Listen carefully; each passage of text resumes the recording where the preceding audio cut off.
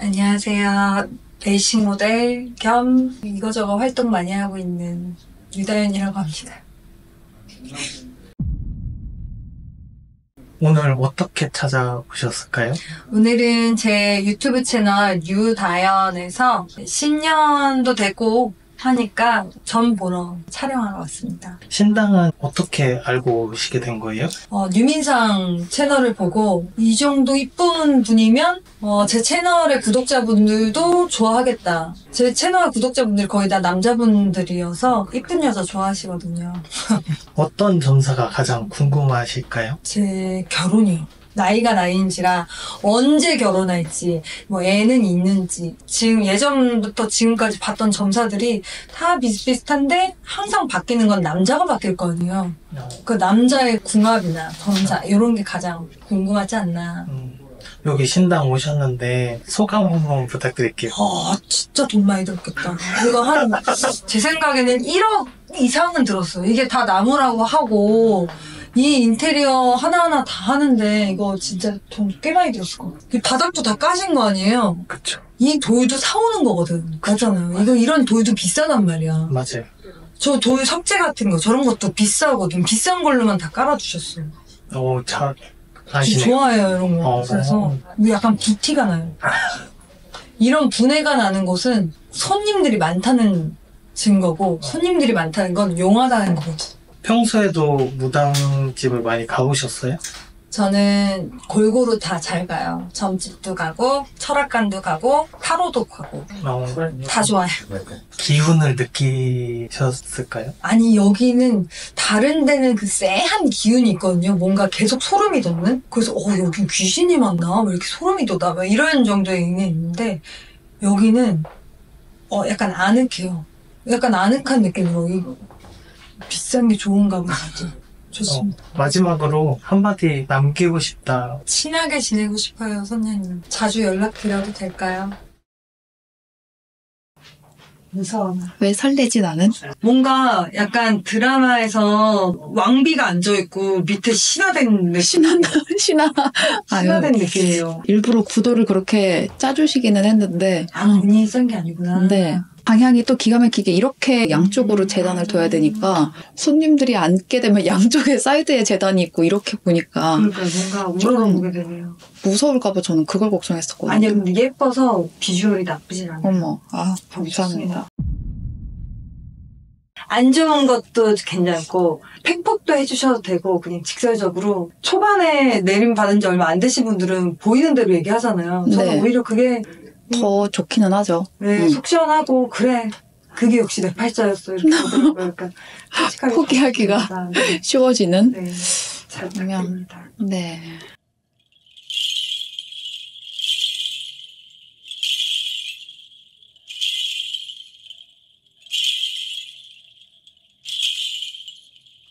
별로 표정이 안 좋으시네요.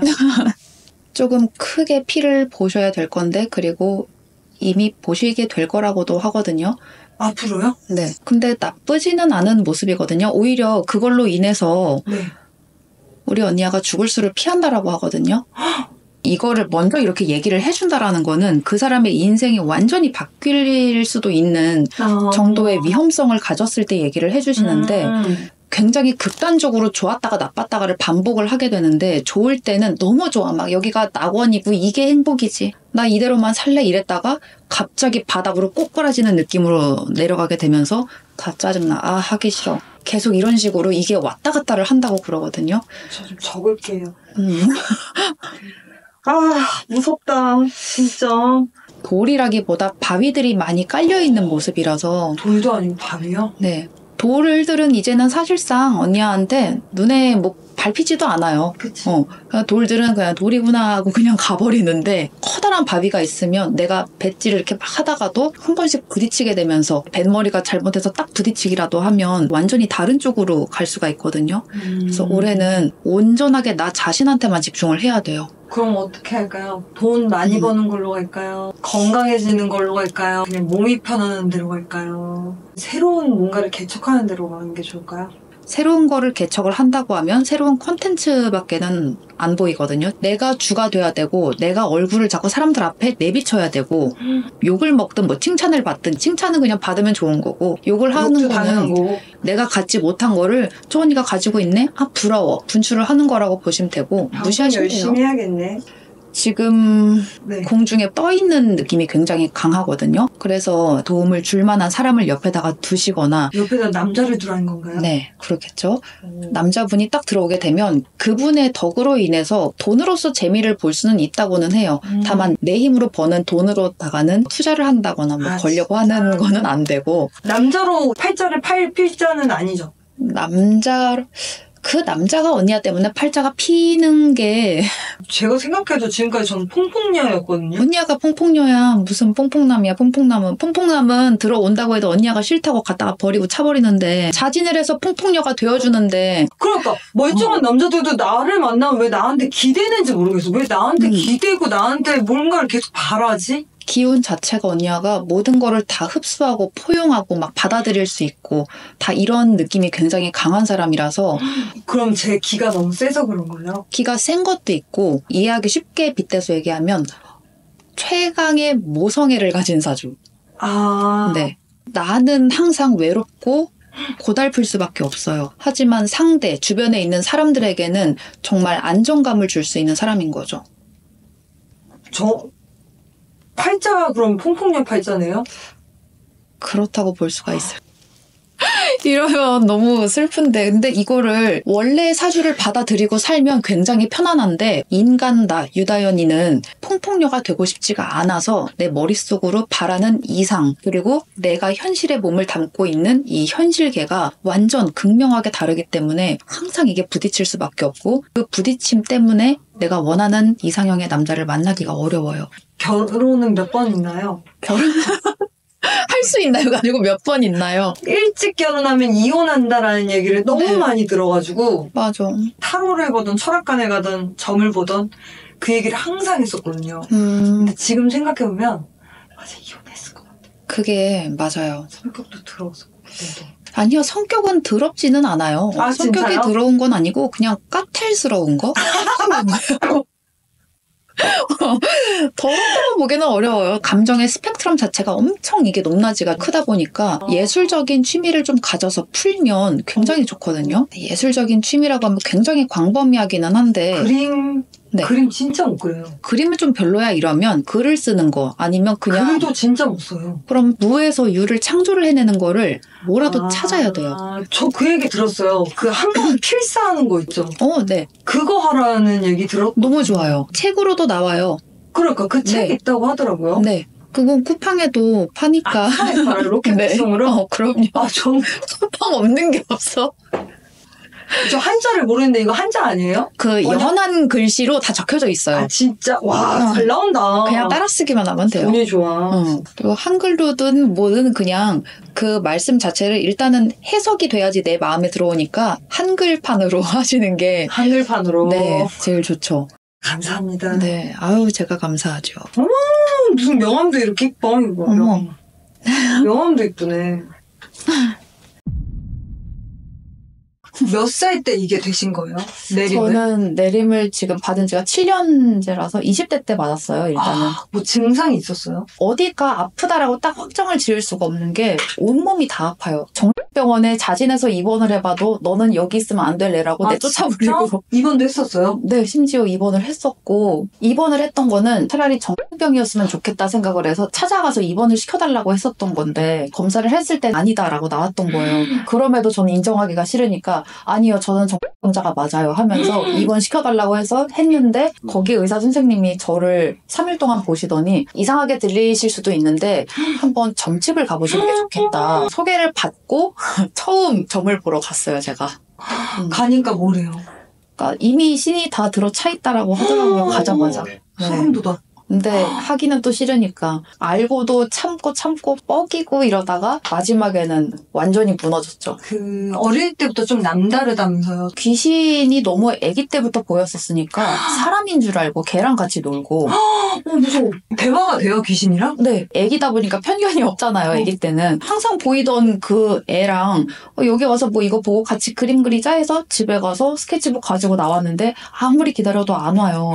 나중에 가서 생각을 해보니까 그때는 겨울이었는데 걔는 반팔 반바지를 입고 있던 거죠. 그리고 말을 길게 했다거나 그러지도 않고 단답식으로만 얘기를 했다는 거. 사람의 형태였어요? 사람의 형태였었고 정확하게 다만 이제 푸른색의 피부.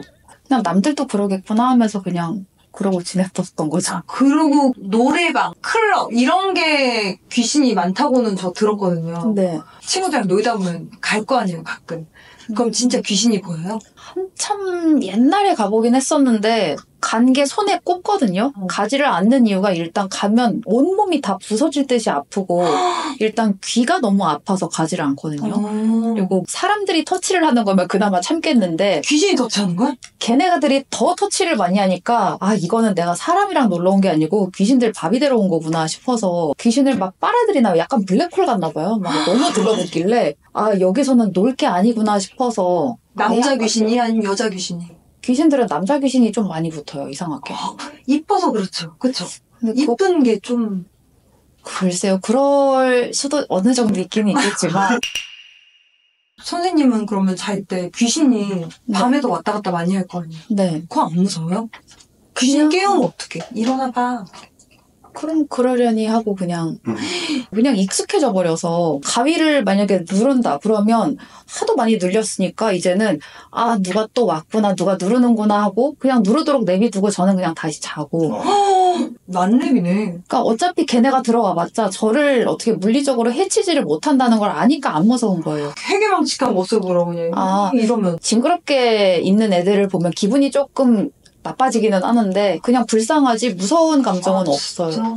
여기는 다른 데랑은 조금 다른 것 같고 뭔가 모시는 분도 다른 것 같아요. 간단하게 큰 맥락으로만 보면 천신줄이 천신 뭔가 이름이 세 보이는데? 조상을 모시는 제자들을 영신제자라고 하고 네. 하늘에서 점지를 받아서 때려 맞아서 꽂힌 사람들이 이제 강신무 내지는 천신제자라고 그래요. 신을 선택할 수 있는 건 아니죠? 선택을 받아야 되는 거죠. 그럼 천신의 선택을 받은 거예요? 너의 몸을 내가 그릇으로 삼을 거야 라고 점지를 해서 뚫어 놓으면 저희들이 이제 그 신을 찾아야 되는 거예요. 다 보이진 않잖아. 그렇긴 하죠, 당연히. 안 보이는 사람도 있다고 하더라고요. 안 맞는 사람은. 저는 얘기만 들어보긴 했어서 가려져 있는 것처럼 막 점사가 아예 안 나온다, 막 봐주지 말라 그런다 이러면서 막 가라는 사람도 있다는데 저는 그런 적은 단 한 번도 없었고 왜 왔는지 어떤 생각을 품고 있는지가 보이긴 하는데 간혹 어떤 사람들은 목적성이 없이 그냥 오는 사람들이 보여요. 얘는 여기 올 사람이 아닌데 왜 왔어? 그냥 이런 생각을 하기만 하지 그런 사람 보면 대부분 그냥 심심해서 한번 와봤다거나 이쁘니까 한번 TV처럼 생겼나 어쩌나 궁금해서. 네. 이게 무당들마다 필살기가 있더라고요. 저 혼자만의 생각이기는 하지만 과거를 보는 거 그리고 이 사람이 어떤 감정으로 얘기를 하고 있는지 이 사람이 거짓을 말하는지 진실을 말하는지 그런 거를 보는 것들 특히 이성 간의 문제가 껴있을 때 그런 거는 정말 말 그대로 귀신이죠.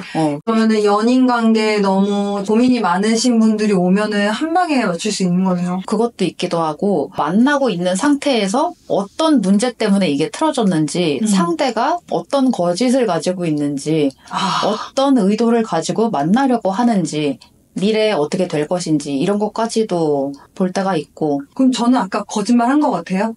아니요, 그런 게 없어요. 진짜 좀 거짓말을 하셔도 될 것 같은데 이 정도면 사실이었어요.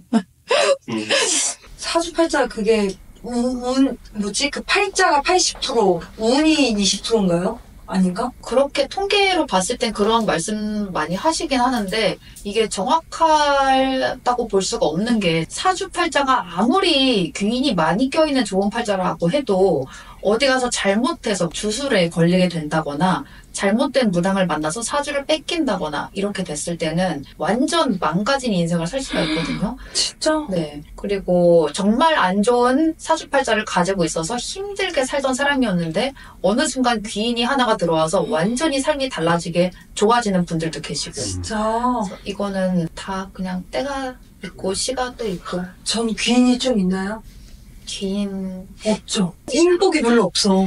어떻게 보면 언니가 거의 귀인의 제가 역할을 귀인이라고요? 해주고 있는, 특히 남자들한테 나 이런 전 얘기 왜 이렇게 재밌지? 약간 무속신앙 얘기가 약간 이야기 동화 막 이런 거 같고. 보통 일반인들은 얘기를 하면 무슨 얘기를 해도 다 설명을 풀어줘야 돼서 너무 힘든데 우리 언니와는 무슨 한마디를 해도 다 알고 계시니까 이럴까봐 엄마가 태어난 시간을 안 알려줬으니까. 이거 엄마가 보면은 전화 올걸요? 욕하면서. 어떡해. 난리 날 거야. 태어난 사람마다 정해져 있다고 하잖아요. 네. 부단히 노력을 하면 내 운명도 바뀔 수 있는 거예요. 그럼요. 충분히 바뀔 수가 있고 점집에 온다는 것 자체가 부끄럽거나 숨길 일이 아니고 자기의 삶을 새롭게 개척을 하기 위해서 보이는 마지막 의지 그런 걸로 보여지기 때문에 완벽하게 바꾸기는 정말 어렵기는 하겠지만 부단한 노력이 필요하거든요. 운명을 바꾸기 위해서는. 내가 바꾸고 싶은 어떤 포인트가 딱 있다 하면 충분히 도와드릴 수 있으니까 언제든지 오셔서 얘기를 해보시는 게 제일 좋을 것 같아요.